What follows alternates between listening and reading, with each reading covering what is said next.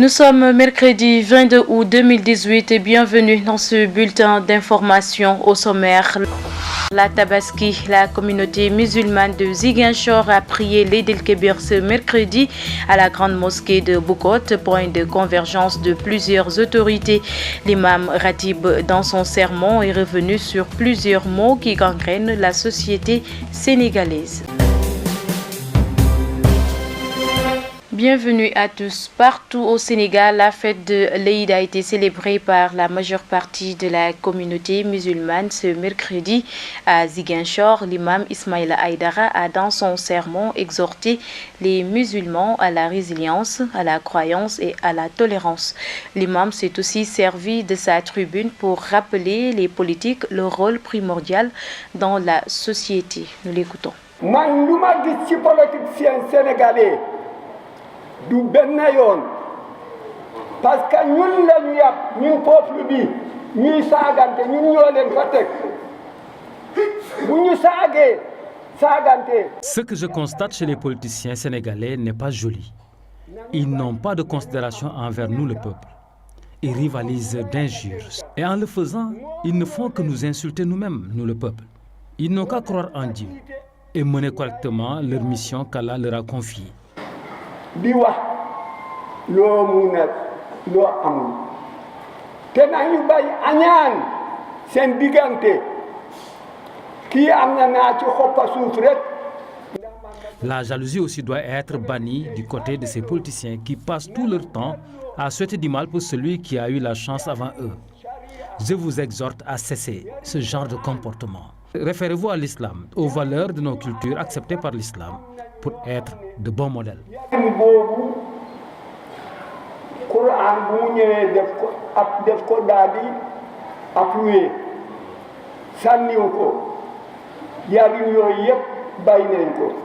Et puis, les politiques ne sont pas la seule cible de l'imam. Il est aussi revenu sur la responsabilité des acteurs clés dans le système éducatif. Gouvernement et enseignants sont invités à accomplir leur mission correctement pour éviter la sentence divine. Nous l'écoutons toujours au micro de Cheikh Tidiane Cissé.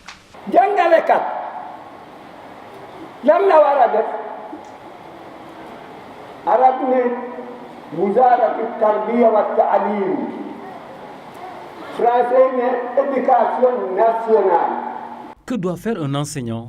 L'éducateur est la source du civisme, du bien. Que les enseignants dispensent normalement les cours au niveau des écoles françaises, tout comme coraniques. Mais que le gouvernement aussi sache que c'est Dieu qui lui a donné le pouvoir. Il faut bien le gérer et gérer ceux que vous dirigez, mais avec pitié. Gouvernement bi fonction yi ni ñu mun tamel na nga xam ne Yàlla moo la fa teg na nga yërëm ñu nga jiitu. Car c'est seule la condition que vous devez remplir pour trouver des solutions à vos problèmes. Chacun sera jugé demain sur les actes qu'il aura posés dans sa mission sur terre, le jour du jugement dernier. Loo xam ne day ne mu bàyyi ko mu am lu mu koy sanctionné mooy yawmal qiyaama. Nous restons toujours dans la célébration de la Tabaski, venue prendre part à la prière de l'Eid el-Kébir à la grande mosquée de Ziguinchor. Comme à l'accoutumée, l'adjoint au gouverneur Mbaye John s'est exprimé au micro de GMS sur les différentes recommandations de l'imam pour une société résiliente. Nous l'écoutons. Il est au micro de Cheikh Tidiane Cissé. L'imam a abordé trois thématiques très importantes. D'abord, la résilience. Alors, il a appelé de ce fait donc tous les musulmans à être résilients. Donc, il a également abordé le thème de la suffisance. Alors ça, c'est également extrêmement important parce que dans cette vie, personne d'entre nous donc, ne dispose de tout ce dont il a besoin. Par voie de conséquence, il nous appelle donc à cela, à être suffisant, à se suffire de ce dont Dieu vous a gratifié. Il a également abordé un thème extrêmement important, celui de la croyance. Parce que toutes nos actions, l'action de l'homme, l'action du croyant, doit être fondée donc sur la croyance. C'est ce qui guide nos actions, c'est ce qui également fait que tout ce que nous faisons de bien donc, puisse être accepté par nos prochains, accepté également par Allah subhanahu wa ta'ala. Donc globalement, l'imam a en tout cas abordé beaucoup de thèmes, donc a rappelé également, en l'occurrence, aux politiques, aux gouvernants, donc le rôle primordial dans la société. Il leur a rappelé surtout donc d'avoir de la pitié par rapport aux gens donc qu'ils gouvernent. Ça c'est extrêmement important. Donc globalement voilà ce qu'on a pu retenir donc du serment de l'imam, qui est en tout cas d'actualité, qui colle bien avec les mots donc, qui gangrènent notre société. Et le maire Abdoulaye Baldé a également pris part à la traditionnelle prière de la Tabaski à la grande mosquée.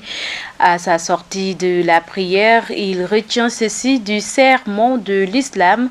Abdoulaye Baldé, que nous écoutons. J'ai tiré plusieurs leçons du serment de l'imam. D'abord, il s'est adressé à tout croyant. Il a parlé aussi du thème de l'éducation, mais aussi de la foi. Je pense que ce sont des thèmes extrêmement importants. Il a aussi abordé le domaine politique, j'y reviendrai. Donc je considère que ce sont des thèmes extrêmement importants qui tournent autour de la croyance, de la foi donc, du pardon, mais aussi de la résilience. Et ce sont des thèmes d'actualité, comme lui-même l'a dit. Si nous prenons la société dans sa globalité, nous retrouvons cette crise de valeurs qu'il a essayé de tracer en nous ramenant vers l'éducation, le civisme. Je pense que ce sont des thèmes extrêmement importants. En tout cas, je voudrais féliciter l'imam pour les avoir abordés devant les fidèles. Il a aussi parlé du comportement qui doit être celui d'un leader, c'est-à-dire d'un dirigeant. Nous tous, les responsabilités que le Tout-Puissant nous a confiées, chacun à son niveau, à son échelle, doit avoir non pas de la pitié, mais un peu plus ou moins en tout cas de la condescendance vis-à-vis de ceux qui les ont placés là, de ses administrés. Donc je voudrais surtout rappeler cela à tout le monde, quelle que soit l'échelle de sa responsabilité, de se référer au serment de l'imam, qui est plein d'enseignements. Et nous-mêmes, en tant que politique, il s'est adressé à nous.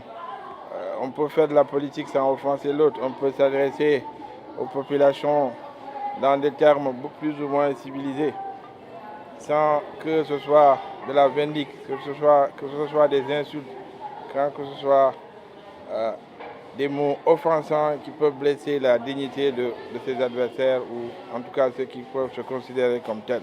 Et en bref, le président de la République, fidèle à la tradition républicaine, a bien voulu accorder son pardon à 425 personnes condamnées pour des infractions diverses et incarcérées dans les différents établissements pénitentiaires du Sénégal.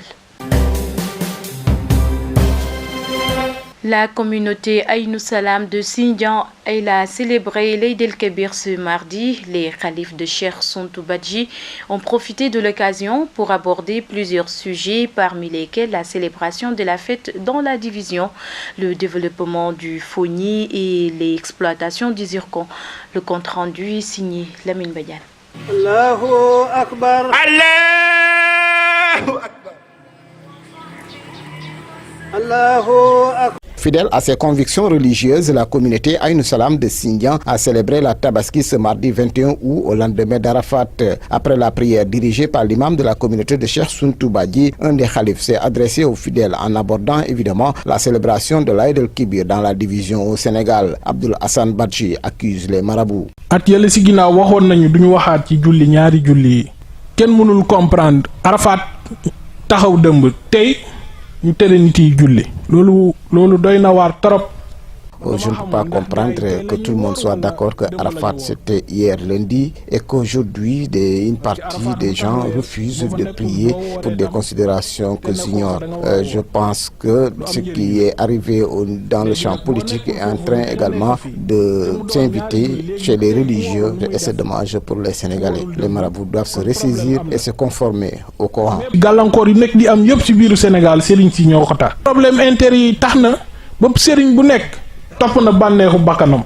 Il a également abordé la question du désenclavement du Fogny. Politiciens yi itam wax dëgg yàlla ñun Casamance dañoo nekk di xawma si lu ñu nekk daal suñu homme politique yi daal yëguñu leen torop. Pour le désenclavement du Fogny, nous le disons et nous le répétons, les routes du Fogny doivent être goudronnées. Nous sommes des Sénégalais comme tout le monde. Nous demandons à l'État de faire des efforts pour que le Fogny se sente concerné par les projets et programmes que l'État du Sénégal est en train de développer.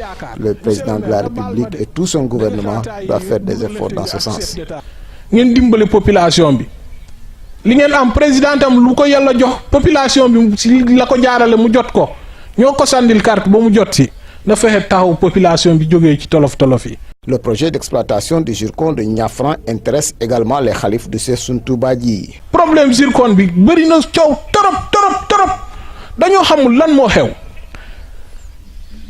nañ fexe ñu leeral loolu population Casamance xam lan moo xew ci zircon bi. Concernant le zircon, nous pensons que l'État doit revoir les choses. En tout cas pour nous, on ne doit pas exploiter ce zircon tant que les populations de Kabadio, de Niafran ne se voient pas dedans. Il faut adopter une démarche participative et inclusive. On a assez souffert en Casamance. Nous sommes nés dans le conflit, on a grandi dans le conflit. On risque d'avoir des enfants également qui vont naître dans le conflit. Et ça, nous ne voulons pas. bu ñu indiwaat yeneen tolof ñun dañoo juddoo fekk Casamance métti ñu mag ci métti waay boobu. Le maire de Sindian et plusieurs autres personnalités ont pris part à la prière.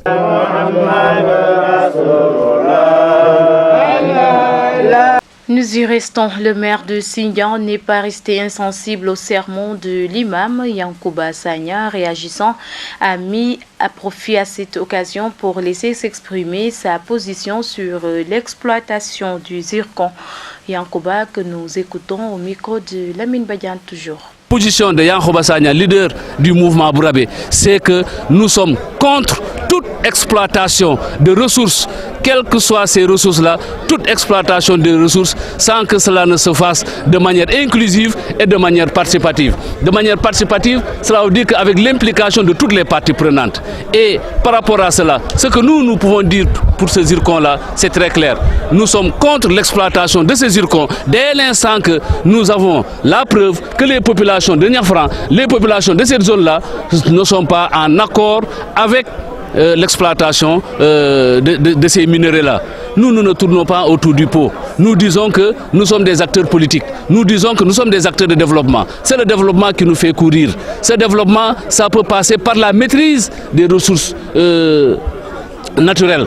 Mais une exploitation des ressources naturelles qui ne saurait nuire à l'environnement. Dès l'instant qu'il a été avéré, il est démontré que l'exploitation de ces ressources naturelles est source de changement climatique, est source de perturbations sur le domaine de l'environnement. Nous sommes contre ça, vous nous trouvez dans notre domaine. Vous savez que toute exploitation de ressources naturelles qui influe sur l'environnement, notre environnement à nous tous, même si nous ne sommes pas des populations riveraines, nous sommes contre cette exploitation-là. Voilà qui met fin à cette édition. Merci de l'avoir suivi. Excellente suite des programmes sur gms.sn.